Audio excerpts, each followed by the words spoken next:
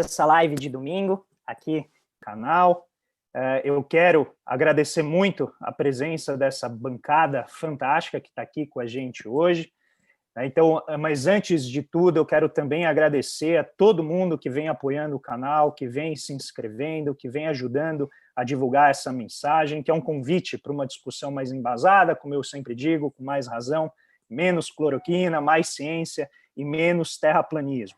Queria só adicionar o ponto que a Carolina trouxe aqui na discussão desses experimentos. Existe outro tipo de experimento que também é chamado de economia séria, entre aspas, e eu estou falando isso, gente, para vocês identificarem, quando vocês vão no Twitter, o Twitter, ele é um MMA, né? Ele tem algumas regras ali, né? Você pode bloquear a pessoa, tá? Mas o Twitter é porrada. Então, às vezes, aparecem, tem inclusive economistas que eu admiro muito, e eventualmente vou tentar trazê-los aqui para a gente debater. E, em geral, eles são homens, né?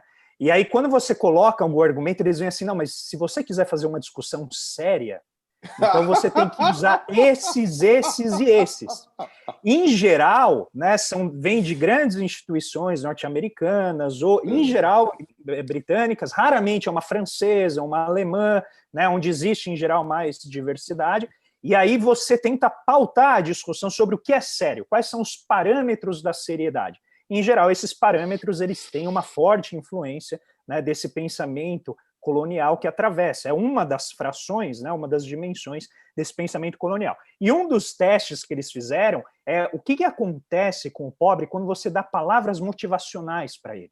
Então, quando você diz para ele, yes, you can, você vai conseguir, que, gente, não tem nada contra, até no chat, depois, gente, nós temos 290 pessoas ao vivo discutindo descolonização. Parabéns à bancada. Sem essa bancada, a gente não ia ter 290 pessoas assistindo. Mas o chat está uma discussão fenomenal. Eu peço desculpas a todo mundo que está colocando questões muito interessantes. Eu vou tentar colocar, mas é difícil, porque a conversa ela é um organismo vivo, né? Então, mas um ponto chave aqui é o seguinte: o pobre pode sair da pobreza sozinho? Pode. Ninguém está impedindo o pobre de lutar pela sua vida, pela sua carreira, por aquilo que ele quer. A questão é quais são as condições objetivas de você chegar e falar assim, olha, você é responsável pelo seu destino, quando a sociedade que está no entorno dele, do momento que ele sai de casa, do momento que ele está dentro de casa, se ele consegue girar a torneira e ter água ali, gente, a gente está num país em que 30 milhões de pessoas não têm. Eu queria me inscrever para falar sobre esse tema aí, porque esse tema aí realmente perfeito. Candente. Então, dada essa fala, né, quando a gente vê o que é a economia séria, a descolonização é um antídoto, ela é inclusive uma vacina para que você leia essas coisas de uma postura crítica. Então, a gente não está dizendo, e também foi algo colocado aqui no chat, não, então não existe um conhecimento sério em economia. Não, tem, e esse é o ponto, existem vários pensamentos sérios. Você não pode pegar um só e achar que todo mundo tem que sucumbir a ele, e quem não sucumbir àquela ideia, àquele método, não é uma pessoa digna de respeito. Tá? Então, a partir dessa provocação, eu devolvo a palavra aí à bancada, quem quiser se manifestar. Eu quero me inscrever depois do Paulo, tá bom? Não, sem inscrição, gente. Primeiro, não, primeiro a Fernanda, primeiro as damas, depois eu falo. Então, vamos lá. Coisa mais machista essa, velho. Pois Primeiras damas. Cara, eu tento me libertar, mas tem coisas que eu ainda sou colonizado, é psicológico isso. Vamos começar a descolonizar, Paulo. Você quer começar? Não, eu não tive forças ainda para me libertar disso. Então tá bom, então vamos lá. Eu acho muito interessante, né? Eu sempre gosto de trazer para a sala de aula o exemplo mais banal que a gente aprende em economia, né? Que é aquela metáfora do abridor. Todo mundo conhece essa história? Vocês que estão aqui conhecem, mas eu vou contar para o público, né? Tem uma história que fala-se que ficou perdido ali numa ilha um economista, um físico, um químico e, sei lá, um biólogo. Eu estou aqui contando a história do meu jeito. E aí aparece uma lata, né? Uma lata que teria ali possivelmente um alimento. E aí se coloca o problema, né? Para aqueles 4 cientistas. E aí, como é que a gente faz para abrir essa lata? Aí vai lá o físico, né? E pensa, eu vou posicionar a lata aqui para chegar à luz do sol e abrir. Aí um outro pensa, vou pensar no mecanismo para um coco cair lá de cima e abrir essa lata. Aí chegou o economista do alto do seu brilhantismo e ele diz assim, suponha que a gente tem um abridor. Por que eu estou colocando isso aqui, né? Porque, veja, esse debate de pluralismo que a gente faz, e que eu sou bastante defensora, e aqui eu pego um pouco do ponto da Carolina, ele é muito importante. Por quê? É uma ciência social aplicada, a gente não precisa ter um único paradigma, a gente pode ter uma convivência de paradigmas, mas, ao mesmo tempo, né, o paradigma que leva a esse monopólio da verdade, a depender de qual for ele pode ser perigoso, no sentido do que vai ser aplicado a partir daquele paradigma, né? No seguinte sentido, se a gente parte de uma concepção de pensamento, aqui para exemplificar, que tem como uma das suas hipóteses fundantes que as pessoas são iguais, né? Que é a homogeneidade de agentes, porque são todos agentes representativos maximizadores, que podem ir em busca do seu autointeresse, etc. Né? Basta que a gente dê o cereal para ele, né? Que ele estude, que ele acesse capital humano, que está tudo resolvido. Qual é o risco disso? Quando a gente transplanta esse tipo de pensamento e as políticas que dela desdobram para um país com tantos problemas estruturais como os nossos, qual é o risco que a gente dá, que a gente coloca, né? De tornar o problema inicial ainda pior, porque as pessoas não são iguais, os agentes não são homogêneos, né?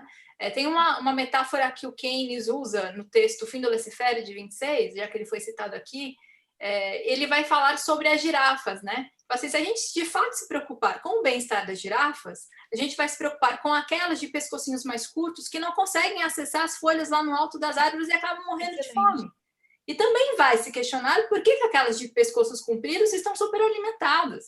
Né? Então, a questão a gente não tem igualdade, né, como o modelo preconiza. Se a gente aplica esse modelo, por sua vez, para um país, né, para uma nação que parte de uma sociedade mais homogênea, ok, não é um problema, mas para a gente é um grandíssimo problema, porque justamente os nossos problemas estão na desigualdade que a gente enxerga, né, que são os nossos problemas estruturais relacionados à nossa formação econômico-social e à organização da nossa matriz produtiva, né. Então, aí eu concordo muito com a Carolina, a gente tem que tomar cuidado com o pluralismo nesse sentido.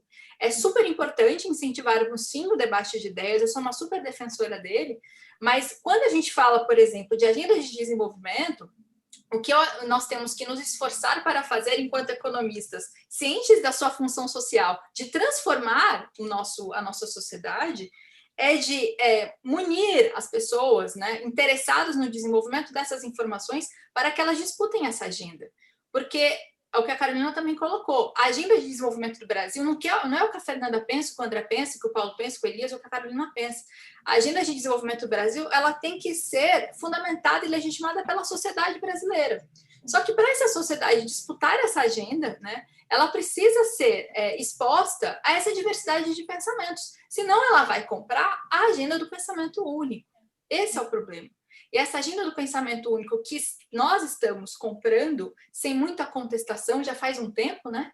É a agenda que diz: Estado atrapalha, né? As pessoas têm que ser livres para ir em busca da sua própria vida, as pessoas têm que se esforçar mais, não tem que ter cota, né? Porque cota é racista, enfim. Todos esses discursos que a gente tem visto aí aparecer e que tem, sim, fundamentação ideológica nessa concepção de que as pessoas são, na verdade, iguais, né? E quando a gente tenta impor diferenças e tratá-las de forma diferente, somos nós que estamos gerando ineficiências nesse processo, né? E aí isso legitima tudo. Enfim, e aí a gente está nessa encalacrada. É isso. Passa a bola agora pro Paulo. Eu acho que isso que você fala é fundamental e maravilhoso, né? Eu gosto de pensar na metáfora do campo de futebol inclinado, né? Quando você joga futebol num campo inclinado, quem é mais pobre ataca aqui de baixo e quem é mais rico ataca aqui de cima, né? Então, essa metáfora, para mim, é a metáfora correta para você pensar numa economia em desenvolvimento que tem níveis de desigualdade gigantescos. Então, quando o cara acorda às 5 da manhã, pega 2 horas de busão, trabalha o dia inteiro, e aí ele chega às 9 da noite, liga a televisão e fala: puto, o brasileiro é incompetente, não tem produtividade, o cara não trabalha e tal. Não tem como não ficar revoltado, porque o drama não é do indivíduo.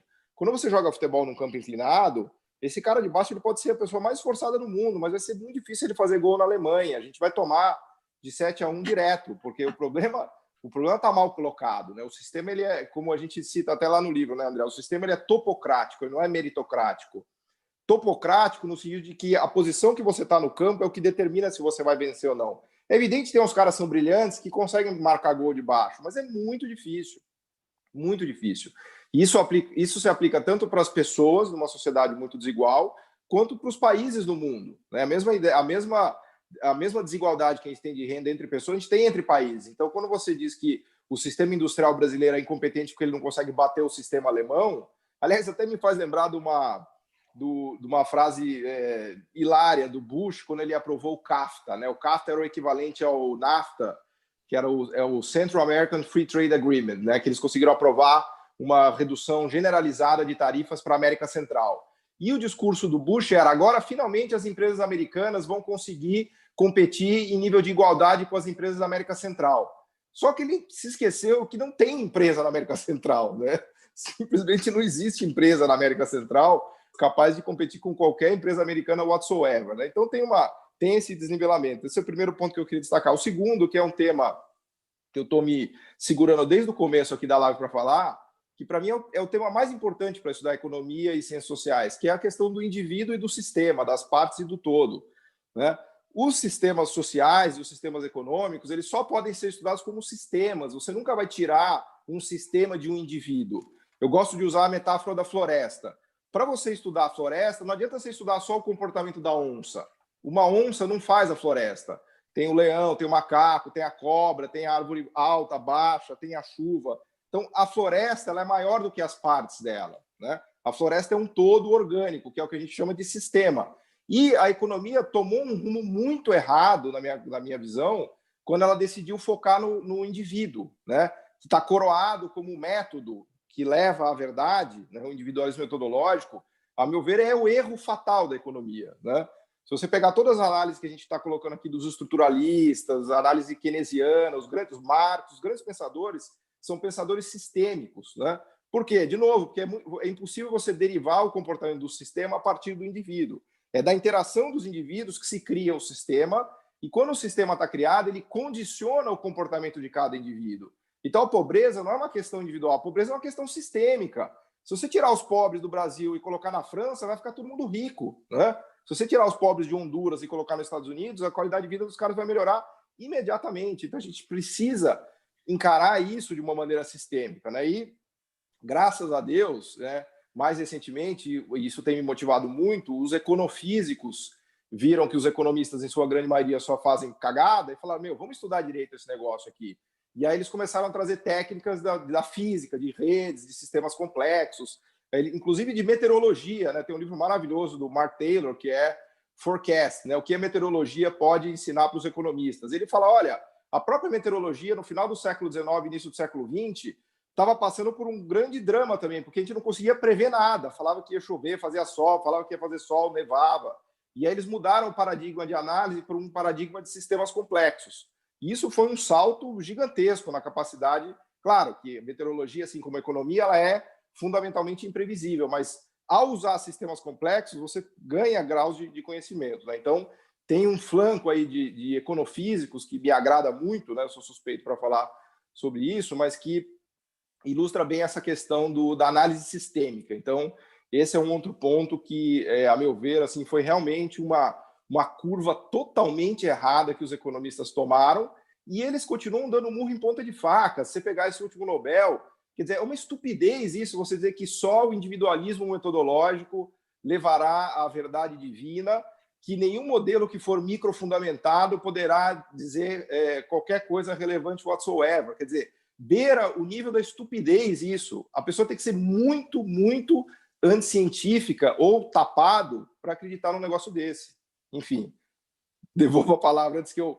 Paulo, eu só queria reforçar o seu comentário da relação dos sistemas e os indivíduos. Eu fiz um vídeo recentemente falando sobre o Shark Tank, né, para discutir exatamente o princípio da economia. Tá no nosso post lá no blog, né? Isso, um post lá no blog. O post que a gente fez. E o curioso é que o argumento desse vídeo é: a culpa de a gente não ter uma economia que não aprende não é dos empresários, mas é do sistema. E aí, incrivelmente, a reação dos empresários foi fenomenal. É isso que eu estou falando há muito tempo, a gente tenta, mas o máximo que eu consigo é um food truck. O máximo que eu consegui foi uma barbearia, o máximo que eu consegui foi uma choperia gourmet. E esse é o nosso argumento desde sempre. Se você pensa a economia de forma atomizada, seja no indivíduo, pessoa física ou jurídica, você sempre vai ter coisas pequenas, organizações pequenas. A gente precisa ter organizações grandes em que a gente leve, né, a dinâmica coletiva para dentro delas, para pensar o país. E aí, nesse sentido, eu trago o Elias de volta para a conversa, porque ele já está com a cara do Calil olhando mal ali, já cheio de coisa aqui para compartilhar com a gente. Vai lá, Elias. Não, cara, como eu falei para vocês, eu não sou economista, a minha formação é toda errada, né? Essa é uma das coisas que a gente mais gosta em você, Elias, é que você não é economista. Toda certa, Elias. Talvez seja o contrário. Isso aí é uma virtude, é uma virtude, cara. É uma virtude. Eu tô no... orgulhar disso. Esse é o seu melhor traço, gênio... Elias. Tem um gênio do Twitter. Esse gênio, ele é colunista da Folha de São Paulo e dá aula em uma universidade chinesa. Ou seja, é um gênio... Ele começa com Z, mas a gente não vai falar o nome dele. É, isso. É um gênio que prova que a China é uma democracia. Ou seja, um semi-analfabeto desses dá aula numa universidade de Xangai. Ele agora acabou de postar o seguinte no Twitter. A China é o capitalismo competitivo ao máximo, né? Aí eu me perguntei aqui comigo, assim, né, cara? Eu falei, cara, eu vou perguntar para ele como que ele faz para a lei do valor se virar em uma economia que tem 98 grandes conglomerados empresariais estatais e mais de 30 bancos de desenvolvimento norteando a dinâmica de acumulação. Como que faz para a lei do valor se virar no meio desse negócio aí, entendeu? As pessoas escrevem um negócio desse com uma tranquilidade, cara, entendeu? E se você tenta abrir um debate com ele, ele vem falar o seguinte, então, vou lançar um próximo livro ano que vem e que eu vou demonstrar que é exatamente isso que eu estou falando. Aí eu fui dar uma olhada na base de dados que ele usa. Minha informação é toda errada, tá? Mas ele fala que o setor privado na China é maior que o setor estatal. Né? E eu falo que não. Eu falo que existe um setor não capitalista na China que é maior que o setor privado, inclusive. Aí, quando eu fui ver a base de dados dele, ele coloca como empresa, padaria, barbearia e tal. Tudo isso é empresa, é uma unidade igual uma empresa estatal que está fazendo 5G, uma coletiva como a Huawei. Ou seja, é basicamente isso, cara, que a economia nesse aspecto, desculpa falar aqui para vocês isso, ela está se transformando em uma ideologia reacionária, cara. Está se transformando, não, ela já é isso faz tempo, né? Ou seja, como que você vai falar para uma pessoa que a China é uma economia capitalista concorrencial, ou seja, uma coisa que acabou no final do século XIX, cara, isso já era piada no final do século XIX dizer que tinha competição no capitalismo. E o cara escreve isso no Twitter, 5 mil curtidas e tal, sabe? Então, a nossa situação, eu falo que a Fernanda é a nossa CDF, com a CDF sentido do brilhantismo intelectual, e eu falo para ela e para todo mundo isso, sabe?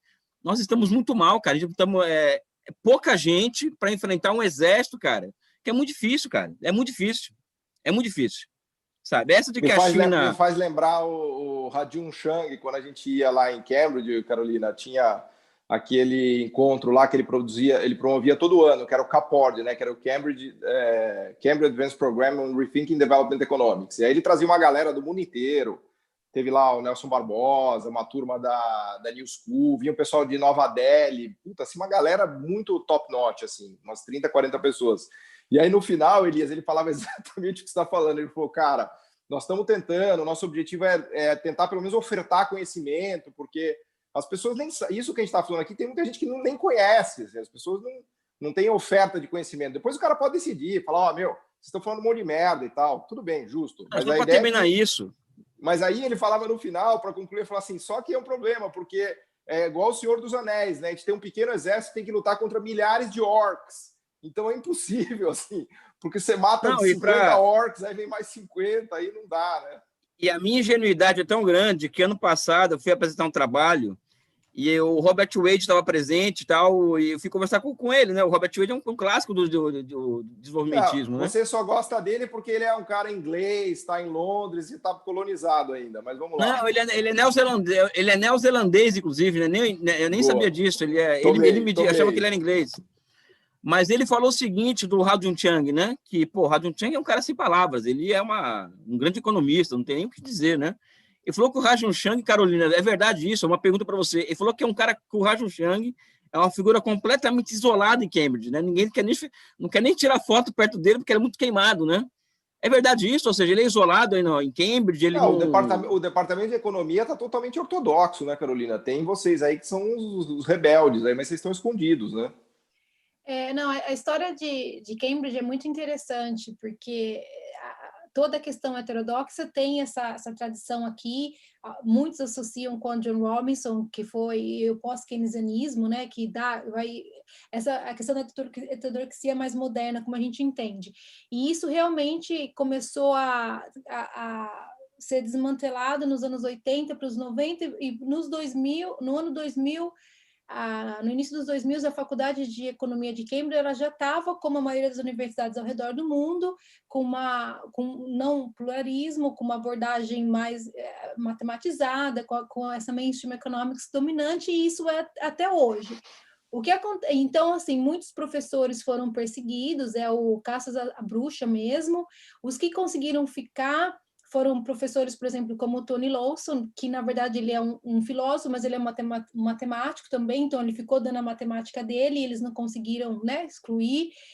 Outros como Gabriel Palma também, que vocês já ouviram falar, que ele também acabou ficando, mas também isolado. O Palma, ele aposentou, acho que como senior lecturer, que é o Palma, na minha opinião, um dos mais importantes macroeconomistas da atualidade. Meu grande amigo, figuraça, brilhante.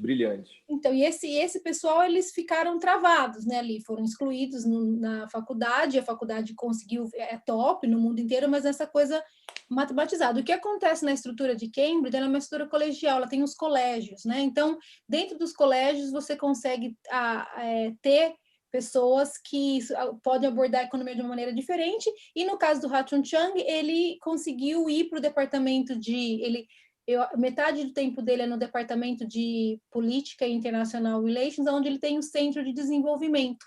Então, lá ele é o diretor, e lá ele faz o que ele quer. Mas é interessante, porque você vem para Cambridge e fala assim, vou ver o Gabriel Palma, vou ver o Ha-Chun Chang. Tem uma outra economista que faz gênero, que é a Victoria Bateman, que ela faz história e gender gaps. Agora eu vou conhecer todo esse povo.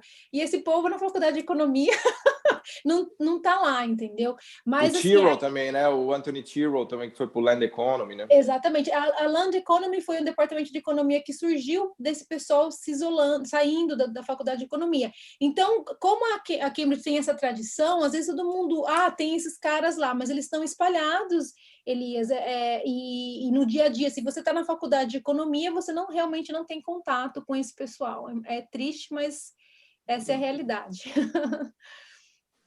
Fernanda, eu queria te trazer de volta aqui para a conversa com uma provocação que o Elias fez na primeira fala dele e também levantaram aqui no chat. Eu acho que seria legal a gente colocar aqui em discussão, que tem a ver exatamente com a questão do campo, né? Então, uma pergunta que foi colocada aqui, eu peço perdão a quem fez, já está muito em cima lá no chat, eu não consigo resgatar, mas não é um pensamento limitante a gente imaginar o desenvolvimentismo, estruturalismo apenas a partir da industrialização, sem também consolidar ou considerar, o setor de serviços, né? Então, em que medida, aí o Elias levantou o problema das condições, né, objetivas da agricultura, e essa pessoa leva uma questão, né, que vai para a etapa seguinte, né, do processo de maturidade econômica, que é a questão dos serviços. Como que você colocaria aqui para a gente responder?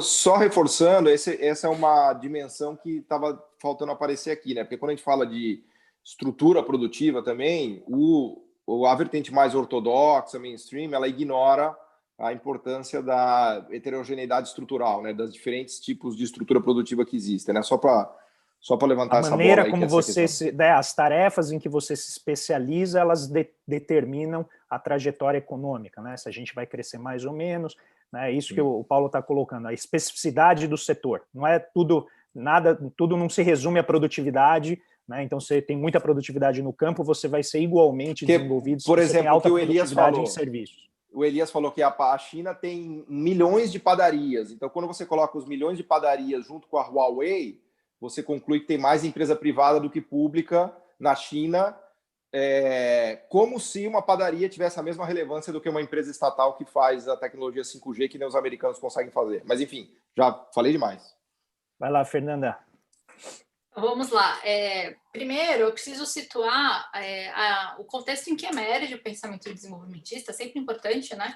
Que é o contexto lá do pós-Segunda Guerra. Então, naquele momento, os autores desenvolvimentistas, quando eles fundamentam a estratégia de industrialização como meio para alçar aquelas economias ao desenvolvimento, eles partem da crítica da teoria das vantagens comparativas ricardiana e do corolário que dela decorre, que é a especialização na produção e na exportação de bens primários e, portanto, com mais baixo valor agregado a eles associado, né? Quando a gente ressignifica essa discussão para o contexto que estamos hoje, século XXI, aquela ideia do velho industrialismo, do pós-segunda guerra, claramente ela não cabe mais, né? Por vários motivos. Ou porque a divisão internacional do trabalho mudou, e a maneira como a produção se organiza no mundo se modificou. Agora a gente não concentra todas as etapas produtivas de um determinado produto necessariamente no país, seja porque o progresso tecnológico transformou também, né, os padrões de consumo, seja porque não necessariamente, se a gente olha um bem manufaturado, ele é necessariamente mais complexo do que um bem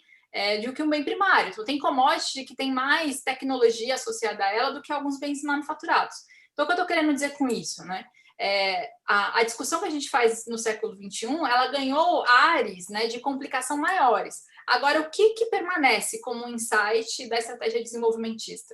Que a gente tem que transformar a matriz produtiva e diversificá-la na direção de atividades produtivas que tenham maior capacidade de geração de efeitos de encadeamento por essa economia. O que isso significa? Que sejam atividades que tenham capacidade de engendrar transformações pelo setor produtivo. Né? Seja porque vai formar elos nessa cadeia de geração de valor, seja porque vai permitir, por exemplo, gerar mais emprego e apreender o efeito dinâmico de geração de renda, emprego e produção dentro daquela economia. Então, assim, traduzir aquela discussão para cá traz essas questões. Então, pode ser que tenha alguns serviços que sejam mais intensos nessa possibilidade de gerar efeitos de transformação do que algumas atividades industriais, o mesmo valendo para algumas atividades agrícolas, né? Então, assim, a gente teria que ir para caso a caso para uma análise mais setorial, mais detalhada para determinar isso. Agora, qual é o risco, né? Que aí eu entro um pouco no campo de pesquisa do Paulo, que numa economia como a nossa, né, que está passando por um processo de desindustrialização precoce, o que isso significa? Que ela está perdendo capacidade produtiva antes de ter se alçado a um nível mínimo de desenvolvimento produtivo. Qual é o risco disso? Da gente não ter mais possibilidade de criar elos nessa cadeia produtiva, né? E a possibilidade, portanto, de gerar efeitos de transformação que ela se esvaia, né? Então, esse é um risco. Então, tem que se tomar atenção para isso, né? Outra questão que é importante e fundamental no século XXI, que não era uma agenda urgente lá no contexto do pós-segunda guerra, né, do velho industrialismo, é a questão da sustentabilidade ambiental, né? Então, a gente falar hoje, né, também em industrialização, em complexificação na matriz produtiva, passa por essa necessidade, né, de cumprir com esses limites, que nem sempre são limites também, né? Como a discussão que você também coloca bastante, André. A questão dos limites ecológicos, né? Elas podem ser, na verdade, até oportunidades, né? Que a gente está deixando de aproveitar e se recolocar em nichos de mercados diferentes. Mas, enfim, só para responder um pouco aí da pergunta, né? Então, eu diria que que está fora do tempo, né? Essa indicação de industrialismo, está se a gente está falando do velho industrialismo do pós-segunda guerra. Agora, se a gente permanece o insight do desenvolvimentismo, que é transformar a matriz produtiva na direção de atividades com maior valor agregado associado a elas, com mais complexidade, uma matriz produtiva mais completa, o insight permanece. Eu responderia dessa forma. Paulo, certo? Só agregar um ponto simples aí, que é a questão dos serviços sofisticados e dos serviços não sofisticados, né? Então, essa é uma distinção que precisa ser feita e muitas vezes as pessoas esquecem, né? Falar, agora o mundo moderno é um mundo de serviços, mas tem dois tipos de serviços. Tem o serviço simples, que é motorista, cabeleireiro, manicure, atendente, lojista, garçom, nada contra essas pessoas, obviamente, mas isso é completamente diferente de um Google, de um Facebook, de uma Amazon, de um Uber, não motorista de Uber, mas da empresa Uber, os programadores que desenvolvem os algoritmos e assim por diante. Então, a indústria do futuro, a indústria 4.0, e não é você colocar uma fábrica de laranja automatizada, cheia de robôs. A indústria 4.0 é você criar sistemas em nuvem que pilotam a fábrica, criar máquinas, equipamentos, né? Acabam entrando na categoria dos serviços sofisticados. E como bem a Fernanda falou, Isso só ocorre para países que já subiram muito na escada tecnológica, André, para usar a metáfora que a gente mais adora, né? O serviço sofisticado ele só começa a aparecer quando você está nos degraus de cima, né? E aí sim a economia se desindustrializa com uma renda per capita de $30 mil e ela desenvolve serviços ultra sofisticados e fica uma economia rica. No Brasil não, a gente está se desindustrializando no nível da indústria de sapato de Franca, nada contra. $10 mil, perdendo renda per capita com um setor de serviços absolutamente não sofisticado e tradicional, né? Por isso que a gente chama desindustrialização prematura, né? E esse é o grande drama do Brasil hoje, que é o da indústria para o Uber, que aliás é a abertura do nosso livro, da indústria para o Uber. Posso adicionar um comentário? 10 pontos, Carolina. Você hoje aqui tem prioridade no que você quiser falar. Eu só vou uma hora te cortar para você voltar. Senão você não volta. A gente bateu 2 horas já de live, mas para ouvir a Carolina... 1h50, Paulo. Não vem, não. O Paulo já está querendo sair, então ele já dá uma inflada no tempo, mas eu estou acompanhando. 1h50. Vai lá, Carolina. Não, eu quero adicionar um ponto que provavelmente a Fernanda também pode expandir muito mais. Recentemente, eu li o Celso Furtado, o Mito do Desenvolvimento, que eu tinha lido na minha graduação, e por alguma razão, eu acho que o momento histórico realmente molda como a gente está lendo alguma coisa, né? Porque tudo que eu peguei desse livro agora foi a questão do meio ambiente, foi a questão do terceiro mundo nessa cadeia de produção sendo explorada, a questão extrativista. E eu lembro que quando eu li esse livro, eu não sei, como uma aluna de graduação, não foi isso que... Eu adorei o livro, mas na época não foi isso que pegou minha atenção. E eu acho que essa questão de como a gente está pensando desenvolvimento econômico e a questão industrial, ela tem que ser, nesse momento histórico, se incorporar essa questão do desenvolvimento do green growth, sei lá como está sendo chamado. Não é minha área de expertise, mas eu fiquei assim encantada que o Celso Furtado ele é muito claro, porque aí para mim entrou a questão do decolonizar também, porque ele está fazendo toda essa discussão e falando o terceiro mundo ele entra nisso, nessa questão do consumo, para sustentar o consumo dos países do norte. Se a gente vai repensar o desenvolvimento, a gente tem que repensar essa questão do consumerismo. Ele já estava antecipando essa questão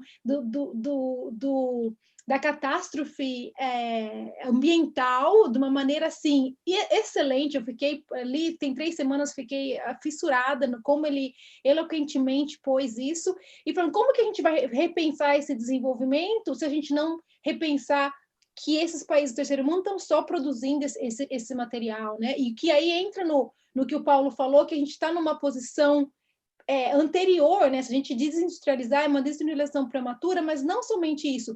A questão também podemos ter uma deindustrialização que não será prematura, porque isso pode gerar o consumo, né, desenfreado, que, como consequência, tem essa catástrofe ambiental. Então, essa questão também é uma questão que eu está me interessando recentemente, mas acho que ela tem que ser posta para países em desenvolvimento como o Brasil. E o Celso Furtado estava falando isso em 1973, assim, ele é realmente o máximo. Elias, você está quietinho aí? Vamos lá, Elias. O Elias vai sair daqui achando a Carolina, aquela reacionária, direitosa. Pro Elias, todo mundo é reacionário pro Elias. Cara, isso, não, vocês estão colocando rótulos em mim que não fazem. Eu tenho assim uma tolerância com a diferença muito maior do que vocês imaginam. E, aliás, a diferença entre nós aqui é muito pouca, viu? E estou gostando muito de você, Carolina. Nada contra o que você pensa, muito pelo contrário. Nós estamos muito próximos, você na Inglaterra, nós aqui no Brasil. Fica tranquila que eu não saí não rotulo ninguém assim facilmente, não, viu? Que bom. Não, é que acabei também de chegar aqui a mensagem do seguinte: você já pisou aqui para ver o que é concorrência na China, entendeu? Então é isso, né? Ai, Deus do céu. Não, mas o que acontece, o problema é o seguinte: eu estou na casa de não estou no Rio, estou em Saquarema, e eu estou na casa de uma americana que vai ter que fazer daqui a pouco o Skype aqui onde eu tô nesse momento. Mas, Elias, enfim, então, eu queria só colocar para a gente já ir fechando, tá? Isso. Eu queria deixar para todo mundo, a gente já está indo para quase 2 horas de live, então para a gente ir em direção ao final, Elias, eu sinto muito, você vai ter que esperar a poesia, porque a poesia tem que vir ao final, mas você vai gostar dela. Tá.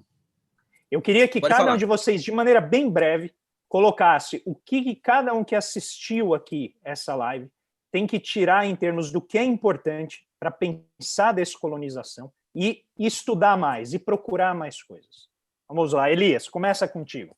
Cara, eu acho que você vê que interessante que eu não vou tomar o termo diversidade no sentido liberal, eu sou muito desconfiado dessas coisas que vêm da anglo-saxônia, mas quem assistiu essa live aqui deve ter saído com uma impressão de que tem pessoas que pensam diferente, né? Mas que pensam diferente num campo completamente distante desse campo anticientífico que está tomando conta do Brasil, da economia e da visão de política econômica, de desenvolvimento que tem o Brasil hoje, né? O Brasil e o mundo, aliás, não é nem só o Brasil, acho que o mundo inteiro está, tirando a China e mais alguns outros países aí que conseguiram se libertar de certas amarras, tá todo mundo assim embarcando numa onda muito ruim de negação da própria ciência, né? E a economia já é uma ciência em negação há muito tempo. Não, então, pessoal, existe vida fora da cloriquina, né? Existe vida fora dessa negação da ciência, dessa ciência que se transformou em uma ideologia reacionária. E quando eu chamei a Fernanda de CDF, foi um elogio, Fernanda, quando eu falei que você é CDF, viu? Tá? Mas só queria deixar claro, porque o Paulo eu já conheço, eu sei que ele é um cara assim, de alto nível, o André, a Carolina estou conhecendo agora, eu estou muito impressionado positivamente com o trabalho dela e sou um profundo admirador do seu trabalho intelectual, viu, Fernando? Inclusive, o livro que você escreveu sobre os 9 clássicos do pensamento econômico, esse livro ele é parte da disciplina que eu ministro no IESP. O IESP é o antigo IUPEG, que está na UERJ agora, de desenvolvimentismo, né? Então, todos aqueles 9 pensadores, evidente que o Hirschman tem mais destaque, evidente para mim, né? Os meus alunos são orientados a ler todos aqueles autores. Eu quero deixar esse recado aqui para vocês aqui. Muito obrigado, valeu. Bom, Elias, eu falei brincando, mas se você tiver que se ausentar, eu agradeço muito de antemão, tá? Mas fique absolutamente à vontade, foi um prazer tê-lo aqui, tá? Se fazer um esforço para ouvir a poesia aqui, a pessoa está aqui. Você vai gostar, eu prometo. Tá. Paulo? Eu acho que a última palavra tem que ser das mulheres e da poesia. Então, eu vou fazer aqui minhas considerações finais.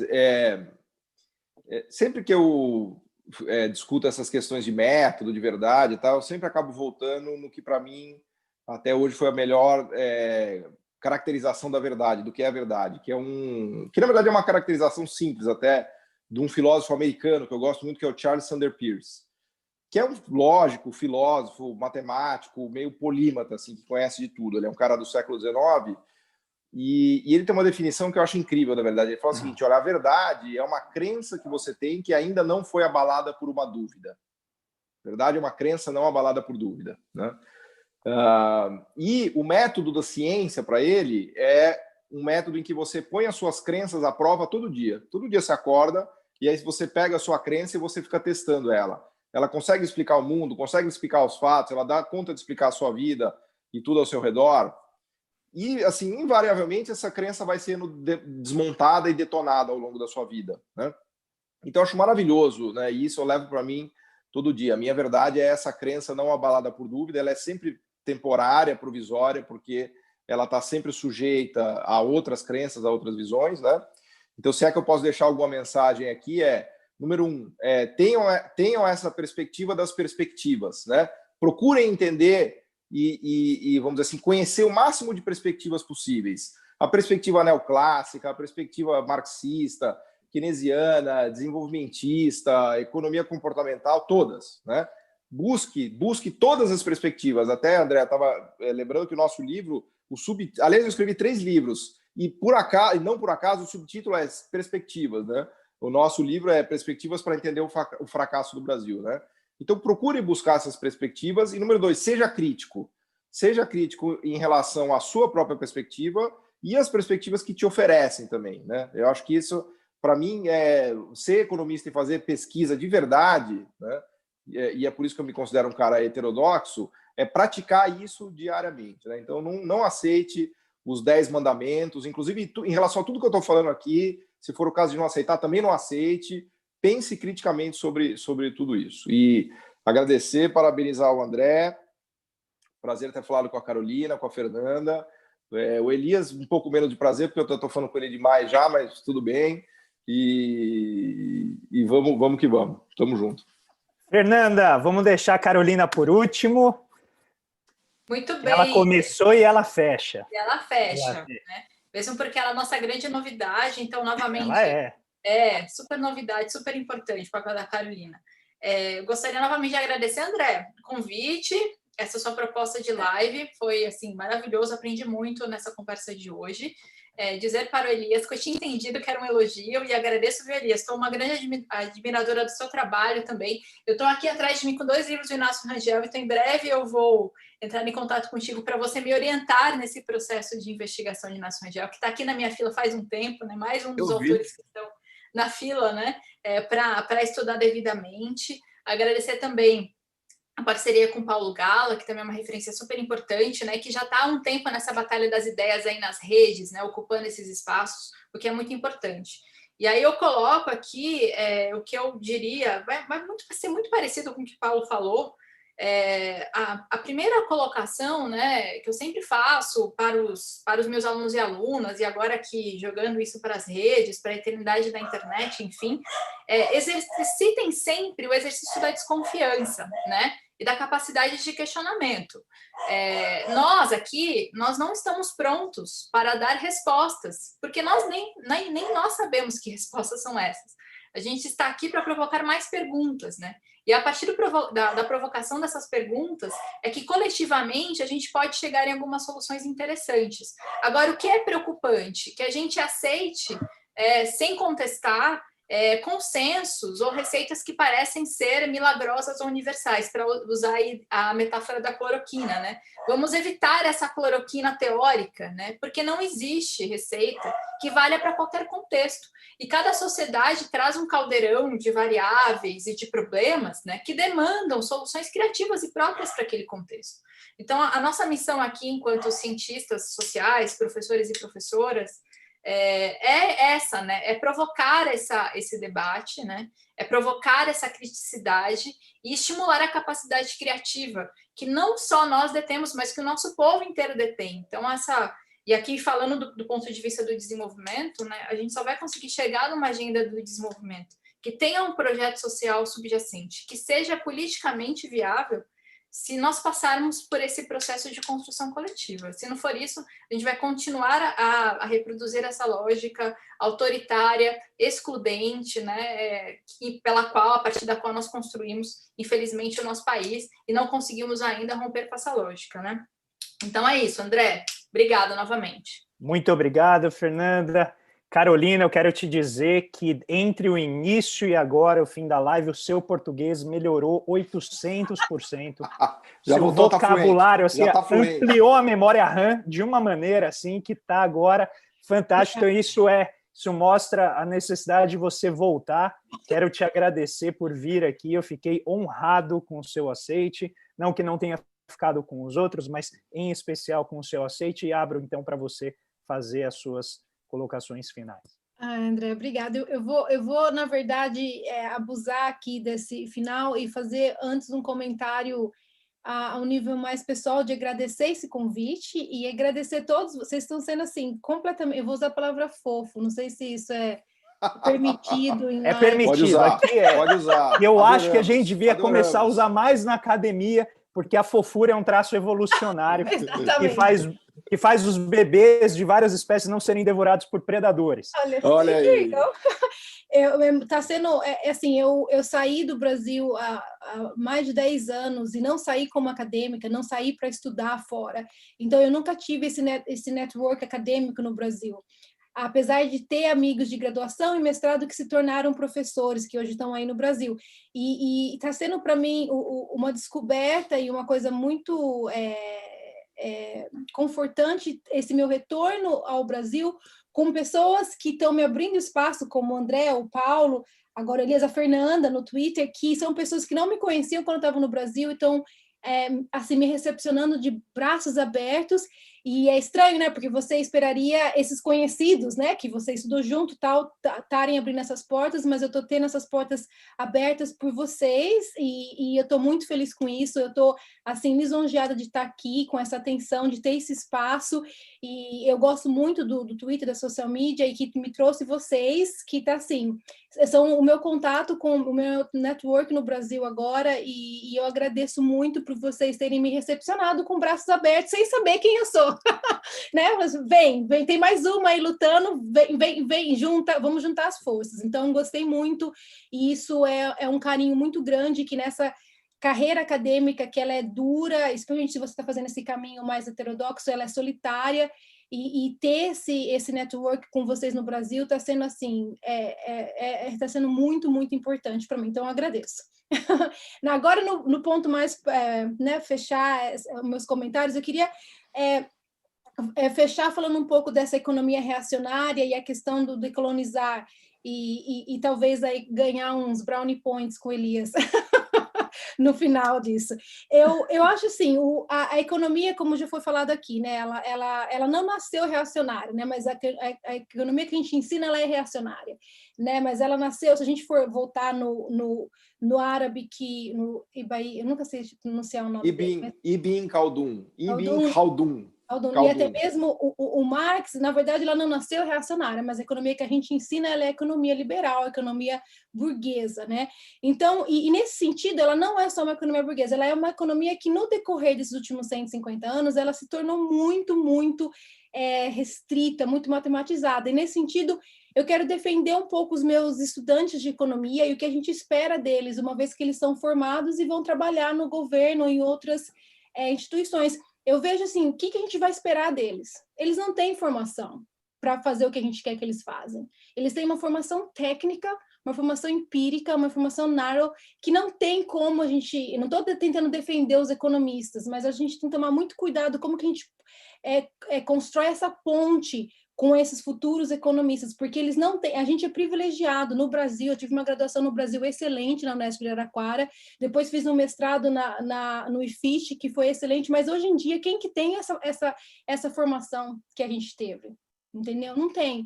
Então, meus alunos, assim, eles entram aqui extremamente inteligentíssimos, escrevendo redações, e aí no quarto ano eles vão embora não sabendo nem escrever, sabe fazer fórmula.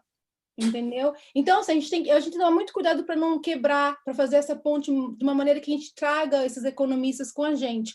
E, nesse sentido, o decolonizar ele é importante porque ele é radical, ele não pode ser o decolonizar liberal, ele é radical em qual senso? Porque ele está tentando, o decolonizar que a gente está pondo para frente é um decolonizar que vai desafiar, e aí vai voltar no Paulo, essa questão da neutralidade, da objetividade, da racionalidade, dessa economia restrita, que é uma economia que ela é ensinada e contada de uma perspectiva de poder. Entendeu? Ela é contada numa perspectiva de poder e de classe. E o decolonizar, ele é contar essa história, ensinar essas teorias de uma perspectiva que considera a classe, que considera a disputa, que considera a inequalidade. Então, o decolonizar, para mim, ele, por princípio, ele tem que ser radical. Ele tem que ser emancipatório, e por isso que ele não pode ser liberal, e por isso que ele não é só racismo de identidade, diversidade, ele tem que ser muito mais que isso. Então, nesse sentido, se você puxar o extremo, essa questão da decolonizar, ela vai levar a gente para a questão do capitalismo racial, para a questão da exploração, e aí é onde que o bicho vai pegar, é que a gente está muito longe disso ainda, entendeu? E por isso eu fecho aqui pedindo assim, o que a gente tem que tirar daqui? A gente tem que ser, e eu vou voltar na metodologia, talvez, saber o nosso privilégio epistêmico, e aí questionar esse privilégio, ser vigilante da história de poder, da teoria que é nos dadas, e questionar, que foi o que o Paulo, não vou repetir o que o Paulo já falou, e questionar sempre. A história ela é contada de uma perspectiva de poder, e a gente tem que desafiar isso. É isso. Muito obrigado, Carolina. Fantástica finalização, poética. Vai tornar redundante a poesia que eu li, porque essa última fala foi poética. Mas eu criei essa tradição, já tem 3 lives, é uma tradição, você vê, ancestral, em que eu termino com poesia, porque, como dizia o Jorge Amado, a poesia fere como bala de fuzil. Então eu vou colocar aqui uma poesia, nem sempre, pessoal que está nos assistindo, a poesia tem a ver com o tema. A poesia, ela é um órgão da humanidade. Então eu trouxe uma poesia do Pablo Neruda, de 1980, tenho certeza que o Elias vai adorar. E ela diz assim: eu não me calo, eu preconizo um amor inexorável, e não me importa pessoa nem cão. Só o povo me é considerável, só a pátria é minha condição. Povo e pátria manejam meu cuidado, pátria e povo destinam meus deveres. E se logram matar o revoltado pelo povo, é minha pátria quem morre. É esse meu temor e minha agonia. Por isso, no combate, ninguém espere que se quede sem voz a minha poesia.